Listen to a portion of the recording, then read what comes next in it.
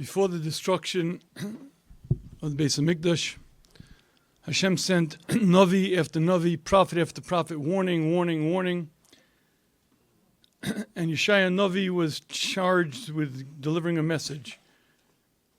But the message he delivered was quite interesting. Yoda shor kaneo, the ox knows its master. The chamar evos ba'alav, the donkey knows the stall of its owner. Yisrael la yada, Jewish nation doesn't know me. Yeshaya Navi was saying in the name of Hashem that you are lower than animals. And Rashi explains this is to be taken quite literally. What Yeshaya Navi was saying was that Hashem is telling you these words. I gave the ox a certain nature. I gave the mule a certain nature. It doesn't change. The ox doesn't say one day, I'm not going to pull. I'm not going to plow. The donkey doesn't say, I'm not going to carry the load. It obeys the nature that I gave it. But you, Yisrael, you don't obey your nature. You veered off. You're lower than behemoths, lower than animals. And while these words are quite damning, I'd like to ask the obvious question. And that is that it is a very unfair comparison. If you go to a racetrack, you'll see a jockey get on the horse. The horse weighs 1,500 pounds. The jockey weighs 105 pounds. The jockey says go, and the horse goes. The jockey says left, it goes left. Right, right, stop, stop. But there's a reason why the animal obeys. Because its nature is such. A domesticated animal obeys its master. You need to be trained, but it obeys.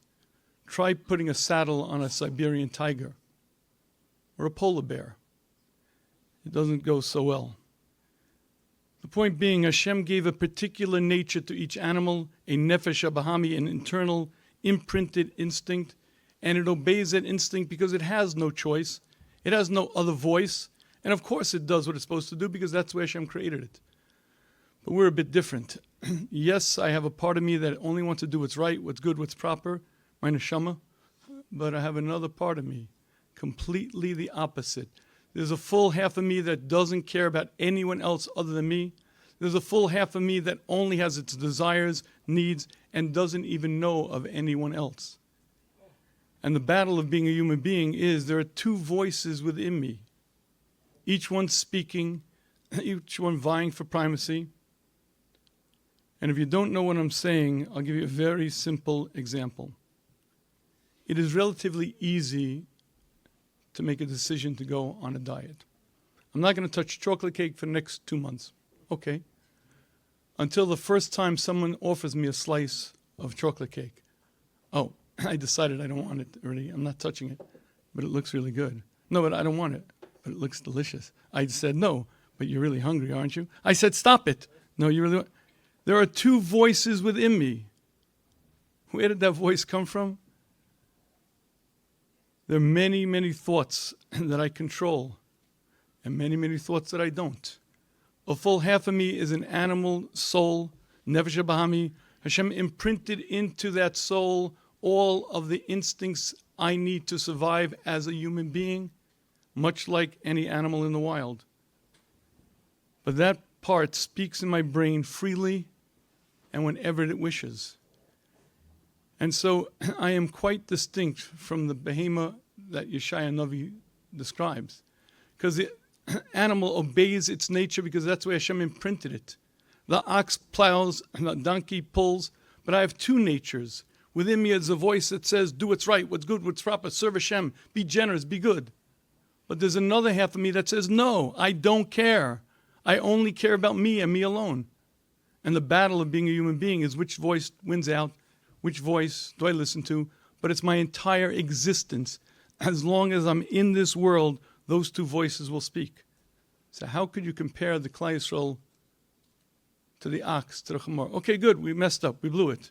But don't say I'm lower than the ox, because the ox doesn't change its nature, the chamor doesn't change its nature. That is its nature, but I have a vastly different reality. I have two natures, and that's a very unfair comparison. And I'd like to see if we can understand what, in fact, Rashi is telling us. And to do that, I'll share with you something very, very compelling. The Ramchal in the Derech Hashem explains that Adam Arishon, the first man, before the Chet, before he sinned, was very, very different than we are now. Adam Arishon was in perfect balance. He could do exactly what he wanted without any influence whatsoever. And in that state, he was to reach perfection. But his choices were completely cerebral, completely intellectual. If I go to a store, I have a choice of a black suit or a blue suit. It's an intellectual decision. No temptation, no great desires. Make the better choice. Adam Rishon was outside of the desires. He had choices in front of him, and those choices were made strictly with the intellect, with his understanding. What's better for me? What's better for creation? What does Hashem want me to do? But that was Adam Rishon before the sin. After he sinned, he changed the very nature of the human. And now, no longer am I sort of wearing the bear's costume. I'm put inside the bear, speaking in my brain, speaking in my mind, and every single decision I'll make for the rest of my life, there are two voices. And I have to identify who's speaking. Which voice is that? And many times it's hard to discern. And many times it's hard to know.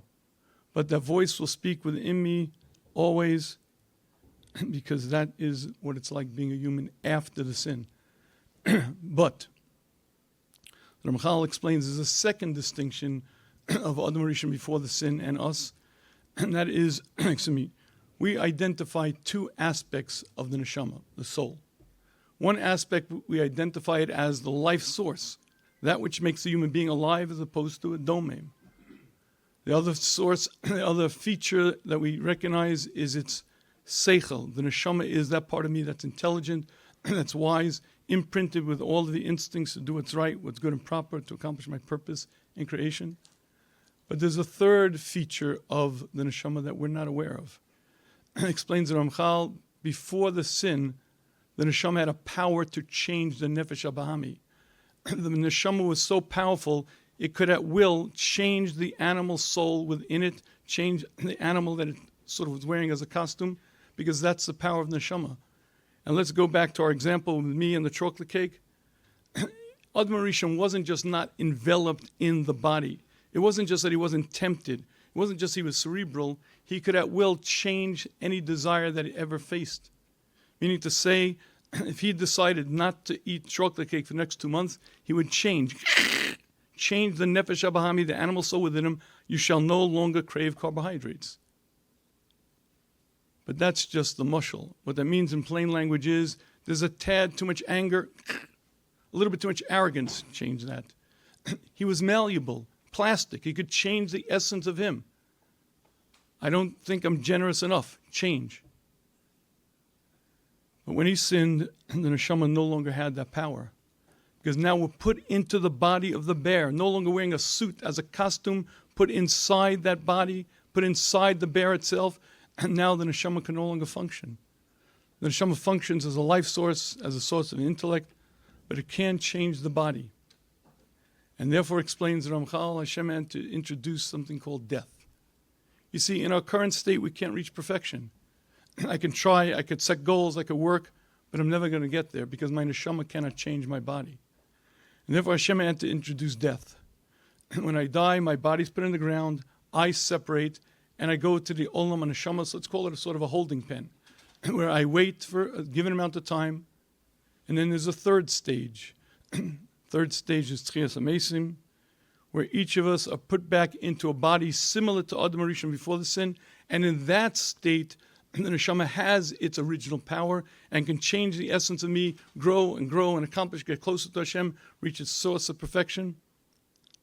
But 3 stages. This world, Olam HaNeshamos, and Tchias HaMesim. But notice, please, that there's no mention of Mashiach. This world. World Olam HaNeshamos, where I separate, I'm just pure Neshama. Tchias HaMesim are put back into this world, into a new formed body. No mention of Mashiach. What happens when Mashiach comes? I was a Rabbi in Rochester for 12 years, so many of my kids grew up there.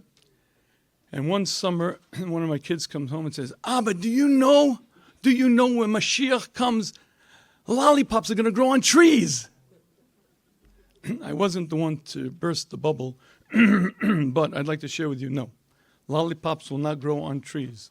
The Rambam in Hilchos Melachim explains, Olam kiminhago noheg. When Mashiach comes, the world will still remain operationally as it is now. No changes in Ma'aseh Bereshis. No changes in physicality. The same world. Granted, we'll all be in Israel. Hashem will rebuild the Beis HaMikdash. But the world physically remains as it is now. You still put a seed in the ground and it grows. You still have a job. Okay, you only have to work a few hours a day maximum because there'll be abundance. But the Rambam explains the key distinction between now and Mashiach has nothing to do with physicality. Malei Aretz Deya as Hashem. The entire world will know Hashem palpably. I know this is here. I'm not debating it. I don't think about it. If I trip and hit my head on the floor, I don't think it's going to hurt. I know it. Every human being alive will see Hashem right here, present. And explains the Rambam that changes everything. The world physically is the same, but every human being has a vastly, vastly different currency, different focus, and everything changes. Stealing. What do you mean stealing? First of all, God's right there. More than that, Hashem gives me exactly what I need. But that's not just something that we come to that conclusion. Every human being on the planet, 7.8 billion people on this globe, everyone sees Hashem, everyone recognizes Hashem. Anxiety. What do you mean anxiety? Hashem is right here, controlling everything. Hashem is the orchestrator of every single activity under the sun. Now we say the words, Ani Mamin, I believe. But you don't say the words when Mashiach comes, you know it. You experience Hashem. Every single action of your life is directly orchestrated by God. And more than that, Hashem is the maintainer of all physicality. If Hashem would cease infusing energy into any particle of this existence, it would cease to be. Now that's a theory now. We think it. We understand it. We'll see it then. This shtender is here because Hashem is keeping it. My hand is here because Hashem is keeping it. And if Hashem ceases to will it into existence, it will cease to be. I will cease to be. I recognize Hashem as the creator, the maintainer, the orchestrator of all. And that understanding changes every aspect of life. You see, there are many things that we don't need to be schooled in. You go to an ocean and you see the breath, the beautiful sky. It's wow. You see a sunset. It's amazing. It's beautiful. Who taught you to appreciate a sunset? Who taught you to appreciate a forest scene? You don't have to be taught. It's beautiful. It's just beautiful. Imprinted within me is all the knowledge to recognize beauty, to recognize purity. And explains the Rambam, for that reason, asik, the job, the profession, the occupation of every human being alive will be one, Ladeyas Hashem, to know Hashem. The reason why Jews will be revered and be exalted is because we are the ones who know Hashem more than any other nation. And more than that, Mashiach comes, will all reach the level of Nevuah. The Gentiles will run after us. Teach me, teach me, teach me. Why? Because every human being has a yearning. Every human being has a desire, a spiritual hunger to be close to Hashem. I see Hashem right here, and I recognize the beauty, the majesty, Hashem, God himself. I want to know more. I want to get closer. Please teach me, show me. But you see, the point is, each of us have imprinted within us all of the knowledge, all of the understanding we need to reach utter perfection. The difference between now and Mashiach coming is now we're clouded, we're blinded, and there are two voices. One says, let's grow. The other one says, I couldn't care less. And one says, get out of bed. No, I'm tired. But that voice is within me, imprinted with all of the instincts, all of the desires to do what I need to reach perfection, to be close to Hashem, to be generous, to be good, to be kind. And the Chassam Sofer says this will answer for you a very difficult question that many people ask. The Chassam Sofer in his introduction to Yardea says, many people ask questions. Why did he die? A young person dies. Why? Why him? He was a good person. Why him at 15, at 18? Why?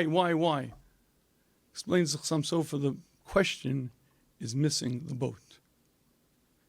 He explains that if I were to listen to my neshama from the moment I come to das, the moment I come to any intellectual understanding, If all I did was listen to it, within a few short years, I'd reach my level of perfection and I'd be done my job on this planet.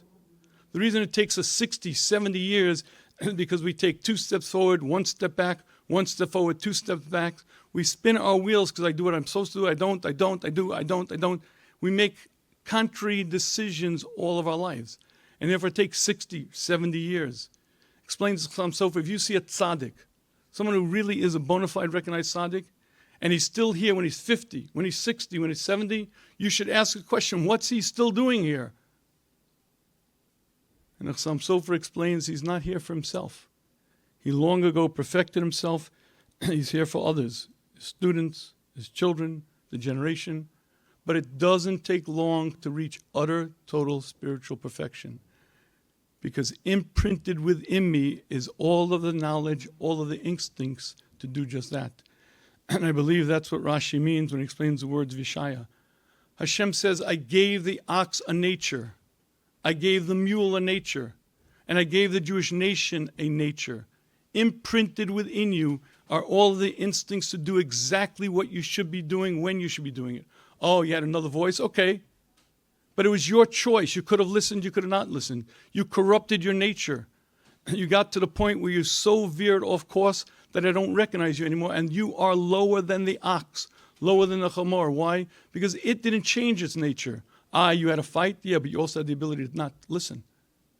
And if you corrupt your nature to that extent that Hashem has to destroy the base of Mikdash, Hashem says you are lower than the behemoth, lower than the animal. And with that being said, I have an interesting question to ask. And that is, why do we need Mashiach now? Why do we need Mashiach? 500 years ago, 1,000 years ago, I understood. Life used to be very, very harsh. 500 years ago, the average citizen in England did not have most of his teeth by the time he was in his mid-30s. The average citizen in England did not bathe in the winter. It was known to be bad for your health. That means from about October till about March, you didn't take a bath. You went to sleep in straw, bed bugs, lice. You got up in the morning, you chopped wood. That was the only way to heat, only way to cook. You went out to hunt, to farm, or whatever you did. But life was very, very harsh. That's not our experience today. I live in Muncie. I live in a house. I own the house, or me and the bank anyway. I saw a picture of Lord Rothschild's house. Lord Rothschild, the financier of Europe in the 17th century. My house is larger. My house is fancier. Plus, I've got indoor plumbing. He had to use the outhouse. I have electricity. I have air conditioning. Do you know what that means, I have air conditioning? The King of England in the 1600s got into his chariot with 12 white horses. Beautiful. The wheels were made of wood. The road was filled with potholes. And the trip lasted days. That means to say, for 6 days, the King of England, riding in the royal coach, shook and shook and shook. And in the winter, it was freezing cold. And in the summer, it was sweltering hot because the King of England, with all of his wealth, could not make himself cooler. I was driving here today. I tried to keep the air conditioning off because it's Tisha B'Av, and my phone started overheating, so I had to turn the air conditioning on. Listen to what I'm saying to you. I rode in an air-cushioned ride. I rode with air conditioning, following my GPS in my Toyota Camry. Not a fancy vehicle, and no one here is going to say, woo. I, a simple tax-paying citizen, enjoy wealth and luxuries that kings of yesteryear could not imagine. So here's the question, what do we need Mashiach for? We got it all. And if that question doesn't bother you, I'll make it a little bit stronger. Torah today flourishes to an extent that's hard to imagine or envision. 10,000 young men learning in BMG in Lakewood. 10,000 young men learning in Amir Yerushalayim. Every street corner in Brooklyn, more yeshivas. They say since the great yeshivas of Surah and Pumbedisha, there's never been this much full-time learning. And in fact, we've exceeded those numbers now by far. Everyone, accessible, available. You have Torah anytime. You have base measures, you have programs, Kirov, not Kirov. Daf Yomi, everything is available. And Torah flourishes today, as certainly I never saw in my lifetime, to an extent that's hard to envision or imagine. So what do we need Mashiach for? But even more, for centuries, for millennium, Jews were oppressed, murdered, inquisitions, pogroms, hangings, stabbings. Find me a way to kill another human being. It was used on the Jews. Find a way to torture another human being. It was well used on the Jews. We have lived through thousands of years of oppression and torture. But that's not our experience today. My father had a cousin who was born in Poland, pre-World War II. And he explained to me what it was like walking to school as a little boy. He says he doesn't remember a day that there wasn't Jewish blood spilt. And the local Polacks would jump on them, fight them. You couldn't report them to police because the police would beat you up further. But there wasn't a reality of peace, constantly oppressed, constantly facing anti-Semitism. That's not our reality. I do not remember in my entire life being spit upon Jew. I haven't been called dirty Jew since I'm maybe 8 years old. And even though, we see signs of anti-Semitism now, do you understand that God is fighting our wars? Do you understand that Israel is now the superpower of the region? The reason why every Arab country wants to make peace with Israel is not because they became lovers of Jews. It's because they know they'll be destroyed, wiped off the planet. Iran, the powerful Iran. Israel showed it was so vulnerable. Israel at will could have bombed any single site in Iran. There was no defense. Any single place in Iran would be obliterated, would be wiped out. The mighty, powerful Iran. So this anti-Semitism that we live with for 1900 odd years doesn't exist in our world. So what do we need Mashiach for?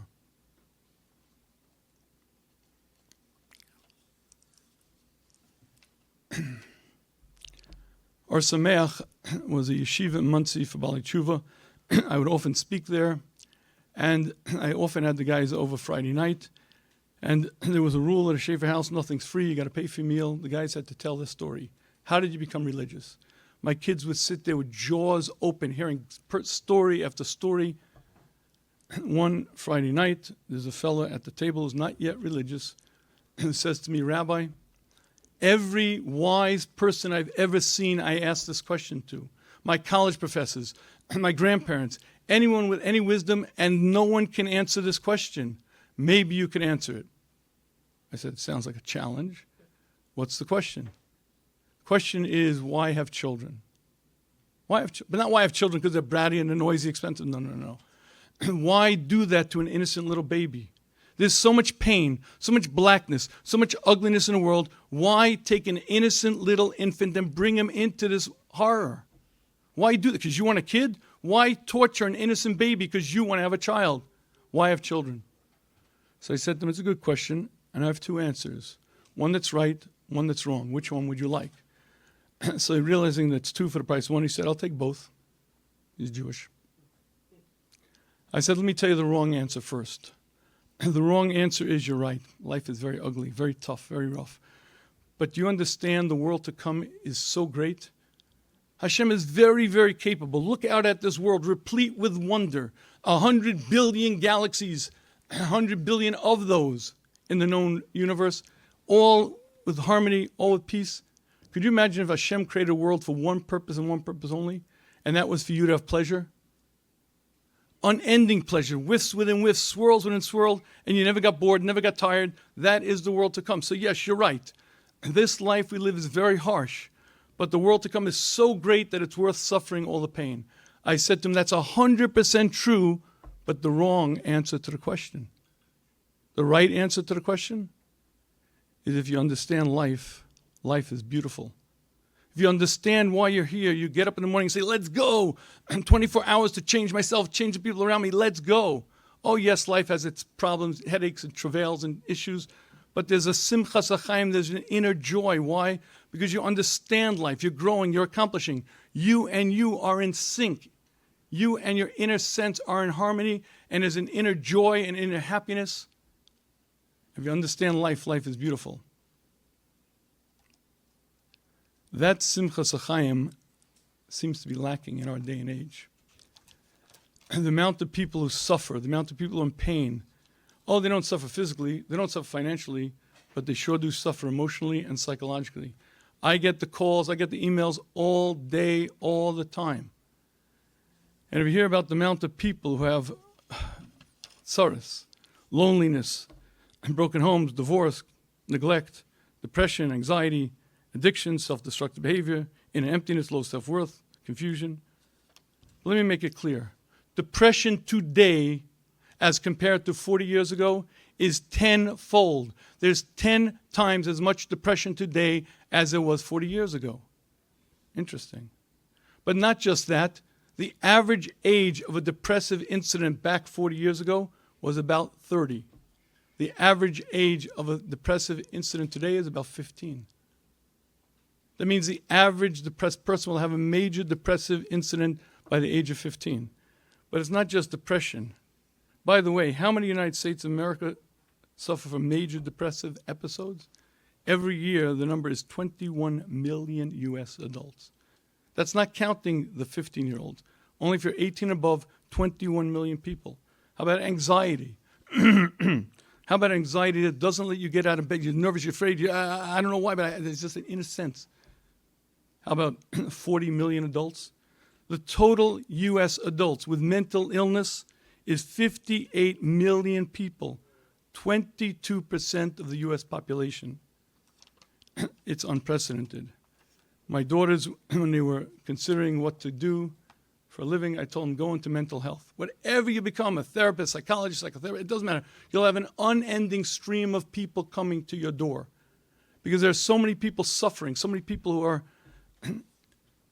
their life is intolerable, not physically, emotionally and psychologically. When I published the book, Stop Surviving, Start Living, part of the deal was I had to go on book tour. And one of my stops was Eretz Yisrael, and I spoke at many, many yeshivas and many, many seminaries. The book, if you've read it, if not, I believe it's worth reading, Stop Surviving, Start Living, is a description of why Hashem created us. And to promote the book, I said one shmooze. That shmooze basically focused on one understanding. Hashem put us here for a few short years. The reason why Hashem created us is the world to come. We're given life settings here for one reason and one reason only, to challenge us, to allow us to grow. But we're like actors on a stage of life. When I'm done my job, they don't ask me how much money I had, how pretty I was, how much charisma I had. They ask me how much of me did I become. Every situation in life is just an opportunity, a challenge for growth. That was my message. And I said it in many yeshivas, many seminaries. One seminary, when I said this, a young woman raised her hand after and says, Rabbi, I hear what you're saying, but how could I apply it to my life when I'm in such pain? I said, what do you mean? She said, my life is so difficult. I'm suffering so much. How could I apply those concepts? I said, maybe we'll talk after. This doesn't sound like something we should be discussing in front of everyone. Okay. The next young woman who raised her hand, Rabbi, I hear what you're saying, but I'm in such pain. How do I? Maybe we'll talk after. The next one, the same question. 40 out of 60 girls had that question. I'm living in such pain that how do I apply these concepts to my life? My friends, imagine it's 1945, and we're speaking to a room of Holocaust survivors. These are people who watched the slaughter of their towns, their families, their children, their wives, whoever. And we have to give them chizuk. Rabbi say it's hard, but you got to continue. You got to just go on. Hashem will help. That's what it felt like. But the problem was these were all young women, well-fed, finely dressed. Someone was paying the $25,000 a year seminary tuition. But the experience of their life was anything but pleasant. I was speaking in a girls' camp one Shabbos, and a sweet, innocent 13-year-old girl comes over to me and says, am I allowed to cut on Shabbos? I said, cut? What do you mean, cut? I said, malacha, korea, kotza. I said, what do you mean? She said, well, I'm in so much pain. The only way I could alleviate the pain is by taking a razor blade and cutting myself. Am I allowed to do that on Shabbos? 13 years old. Not from a troubled family, not with a troubled background, not from a divorce. A good kid from a good household asking me that kind of question. And for the past bunch of years, I've somehow gotten into the marriage arena. And if I could share with you the amount of pain, anguish that couples have, but here's the observation.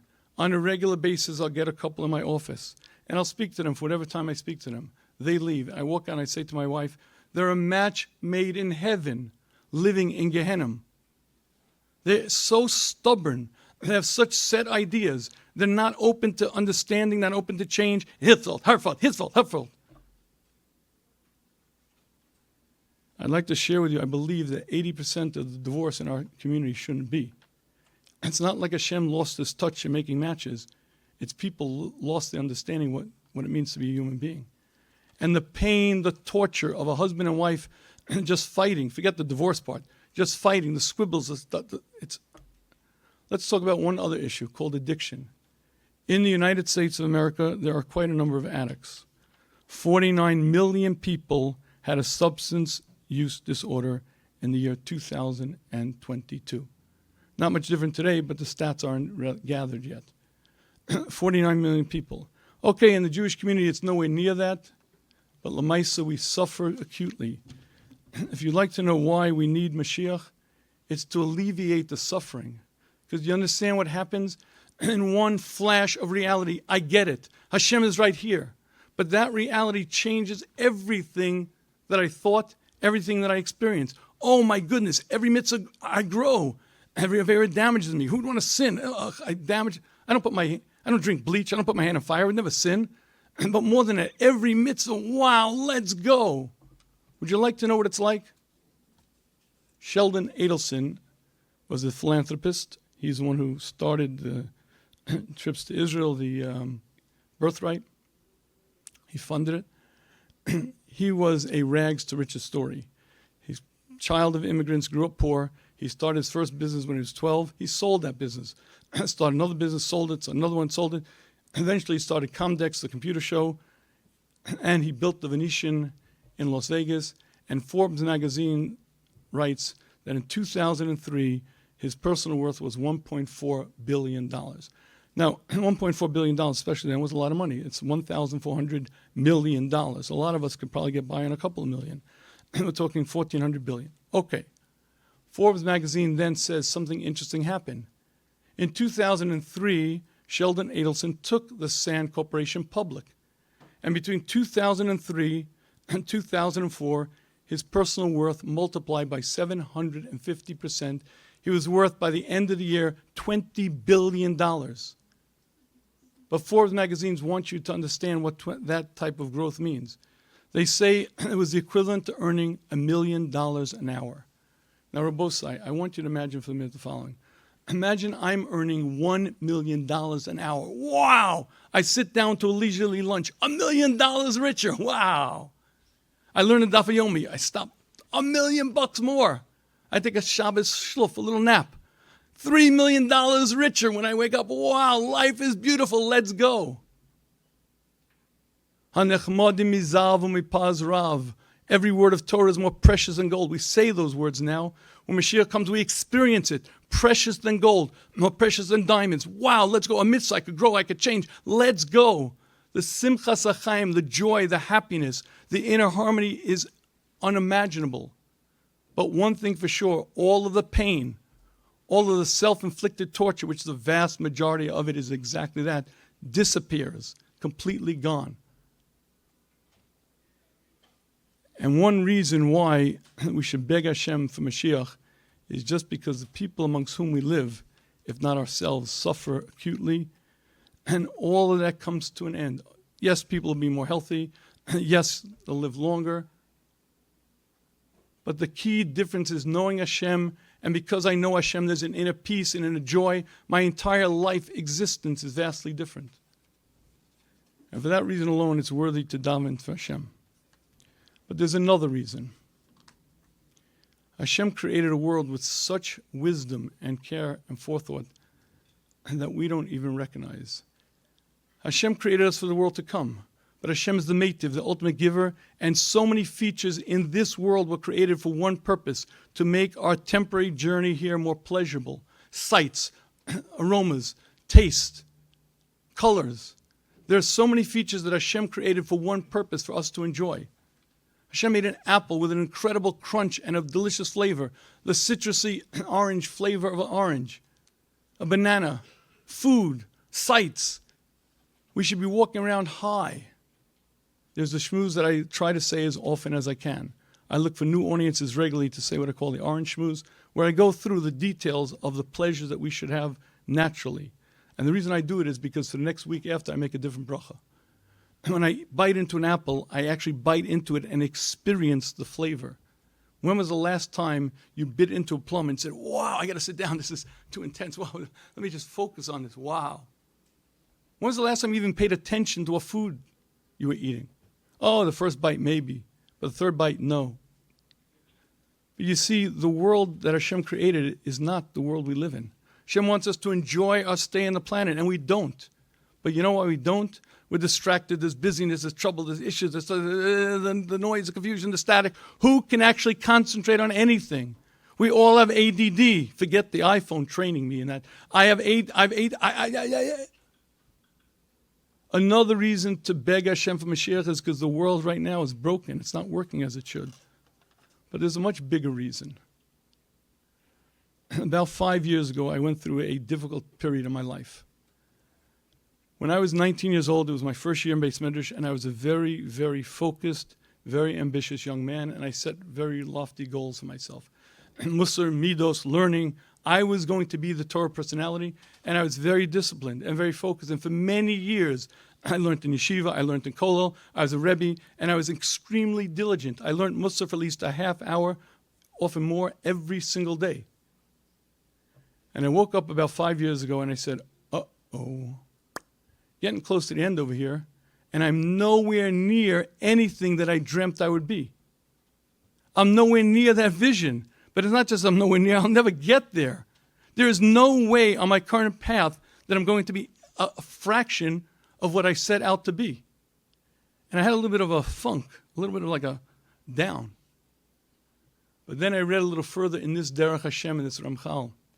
And he explains that because the neshama cannot change the body, it's not fair. It's not fair. And because you'll work very hard in this world and nothing happens. Ask a man who has a temper. And he just lost his job. His wife just divorced him. And he says, that's it, I gotta get this under control. Ask him how easy it is to change. It's not easy at all. Slow, tiny, tiny little steps. Why? Because the decision to change doesn't actualize a change. My neshama is blocked, it's dampened. I can't change the nefesh habahami. I'm stuck. And it explains to Ramchal that that's unfair.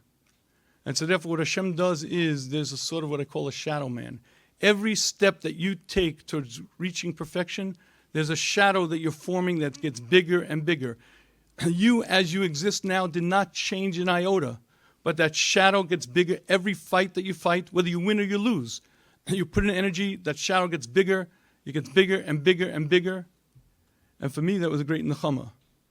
Because I'm hoping that when my body's put in the ground and I separate, I will be that shadow man. You see what the Ramchal explains is, when I leave this current existence, when my body's put under, I leave and whoosh, I fill in that shadow man, that which was the potential that I couldn't actualize because I was stuck in this body, whoosh, I fill it in.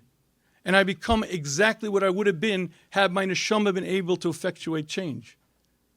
And the reason why this is a great consolation for me is because I hope, maybe, I'm a little bit bigger than I am now.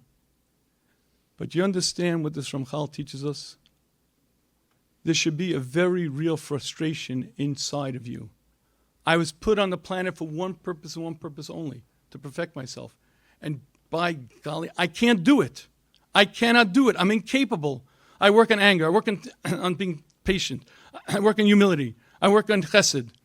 I don't change. And there should be an inner frustration within you. This is horrible. I'm stuck. And if you've ever grappled with any issue, forget addictions. Any personal issue you see, it's so hard to make tiny, tiny incremental changes. And when Mashiach comes, all of that ceases to be. We jump to a higher level, and every change, okay, not quite Adam before the sin, but almost there, where I'm able to effectuate change, and instantly I'm different, I grow, I see Hashem, I experience. Life is not just incredibly enjoyable. Life is not just incredibly happy, but I'm able to change, to grow. I'm able to reach my purpose in existence. All of us, when we daven, we speak directly to Hashem. When a Jew appeals to me, I say, oh, what can I do to help? But I don't have to work on it. I feel it instinctively, intuitively. My temper, change it. Arrogance, get rid of it. Laziness, not me. Do you understand what life is going to be like? We will actually be the kind of man that Hashem wanted to create. And life will be beautiful. Rabbi Yonason Eifshitz in the Aris Devash writes, it's a pasuk that we say every time Shabbos benching. Shir Amalos b'shuv Hashem et shiva Sion hayinu kacholmim. When Hashem redeems us and brings us back, and we will understand that our existence in Gullus was like a dream, like a faint dream. Explains the Rabbi Yonason Eifshitz, not just a dream, but in that moment, when we're, when the Geula happens, we will look back onto our current existence and will understand that we were 1/60th alive. Just like a sleeping man is 1/60th of death, when we wake up, when Mashiach comes, we'll recognize that till then, our existence, we were 1/60th alive. To wake up and be alive and vibrant and let's go. And that certainly is a reason to beg Hashem to bring Mashiach. But there's more.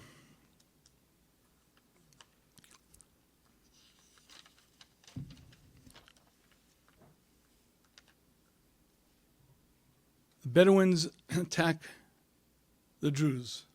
The Syrians join the Bedouins attacking the Druze.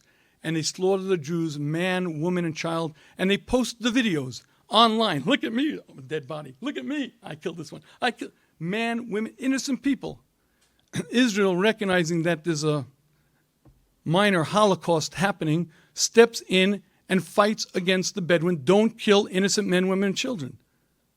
And of course, the UN condemns Israel. Once again, Israel's aggressive. Once again, Israel is... Do you understand the audacity? This is God's people, the Jewish people, the holy nation of Hashem himself. And you dare disparage them?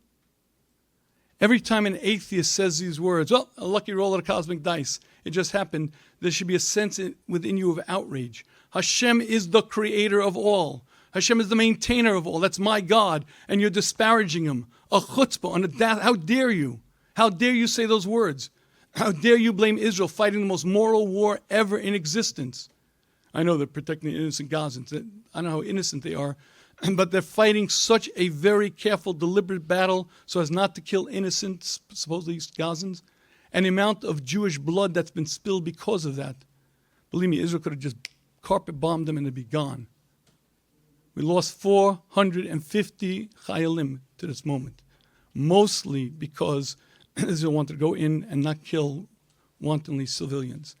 And yet every single media outlet calls Israel aggressive, and you see the starving children in Gaza, the horrible,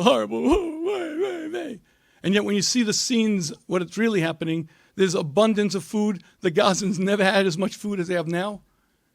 But this is the point. There should be an outrage within me. A chutzpah, how dare you speak about Hashem that way? How dare you speak about God's people that way? And there should be an inner sense of outrage. We say these words in Aleinu. Al Kain Nekava, we wait, Hashem, we wait for you to reveal your majesty, for you to show the world you are the creator, where everyone will be forced to say the words, you are the creator, you are the one who maintains the world, you are the king. If you want to know one other reason to daven for Mashiach, it's because the absolute desecration of Hashem's name. It should bother us to an extent that makes our blood boil. And all of that ceases because every human being alive sees Hashem is the creator, the one who maintains physicality, the one who orchestrates every action under existence. But there's one more reason why we should beg Hashem to bring Mashiach. I want you to imagine the most kindly, giving, loving human being you've ever met. Avram Avinu. Unbridled, just love, giving, kindness. The Chovos HaLevavos explains, if you compare that to Hashem's loving givingness, it's like take Avram Avinu's giving nature, his heart, his love, multiply it 10,000, 10,000, 10,000 times, and it's not even a splinter of the unlimited love that Hashem has for any one of his creations. Is there a lot of suffering in our times? Oh, yes, there is. Is the world broken because we really can't enjoy it because we're busy and distracted? Oh, yes, it is. And are we stuck where we are? Oh, yes, it is. But do you understand the pain of the Shekhinah? If I don't feel it's because my heart is dead, but God acutely feels it. And if you really want to understand one of the major reasons to daven to Hashem to bring Mashiach, one is Kavod Shemayim, because I am a zealot, because that's my God. You're embarrassing, you're debasing, you're disparaging. But more than that, I understand the Shekhinah's pain. I understand Hashem's pain. Just do tshuva, just return. Come on, please, please. Then all the suffering stops. The addictions, the compulsions, the anorexia, all of it stops. Just do tshuva. The pain that Hashem has is beyond our understanding. I think this Rashi shares with us an eye-opening concept. We have an inner nature, much like the shore has an inner nature, just like the mule has an inner nature. We have an inner nature to do what's right, what's good, what's proper. Oh, yes, there's another competing force. But if we'd listen to that voice and do what's right and good and proper, we'd reach perfection. We'd be very, very happy, very satisfied. And the vast majority of problems are because we don't listen to that voice. We take 2 steps forward, 3 steps back, 1 step forward, 10 steps back. We spin our wheels and we get into all kinds of trouble, all kinds of problems. And the reason why we need Mashiach desperately is because not the physical world changes. The physical world remains as it is. We'll be in Yisrael, be in the Beis HaMikdash, but Malei Arts Dei Hashem, everyone will see Hashem right there. Everyone will desire to be close to Hashem. Everyone will desire just one thing only, and that changes everything. Gone is all of the suffering, all of the emotional pain. Gone is the fact that I can't enjoy this world because I enjoy every physical pleasure. Gone is the being stuck. The kavod Hashem is great. The pain of Hashem is gone. And I want to close with one last observation. It has been 1,957 years since the second Beis HaMikdash was destroyed. That's a long time. 1,957 years. And at a certain point, it doesn't take a rocket scientist to say, well, that's a long time. Okay, I know Ani Mamim, but is he ever going to come? And in my lifetime? So let me share with you one observation. It's Gemara Rosh Hashanah. The Gemara explains, from a Torah perspective, we're obligated to blow 30 kolos. On Rosh Hashanah, we blow the shofar 30 times. Yet that's not what we do in practice. The Rabbanan added another set, and a final set. We actually blow 100 kolos, 100 sounds. And the Gemara says, why? Why was that instituted? And the Gemara answers, because la'arev es ha-satan, to confuse the satan. You see, on Rosh Hashanah, we're being judged for our life.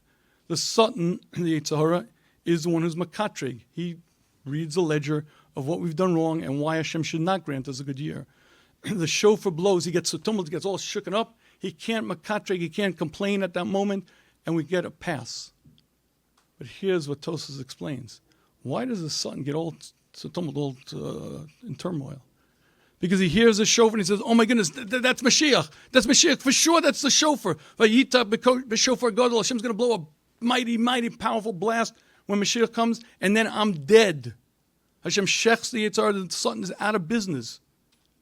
And this is the day. But then he realizes, wait, stop, calm down. It's Rosh Hashanah. There's a mitzvah, say, the Raisa, the Torah commands him, that's what the Jews are doing. And he's calm until he hears the next set. And another one. For sure, it's... What's your problem? The Satan is a das nifrad, a separate intellectual being, wiser than us. How does he get so confused? You heard it last year, the year before, 100 kolos. You got the deal, guy. What are you panicking for? Would you like to know the answer to this question? See, the Yetzer Hara doesn't have a Yetzer Hara. There's no blinders, no confusion, and he sees with absolute clarity. And he recognizes that it's so close. At any given moment, if the Klal Yisrael would just do one step, Hashem would bring Mashiach, and every single year, this is it, I'm done, I'm finished. And that's an important lesson. How close is Mashiach? Oh my goodness, in our day and age, it's hard to not see it.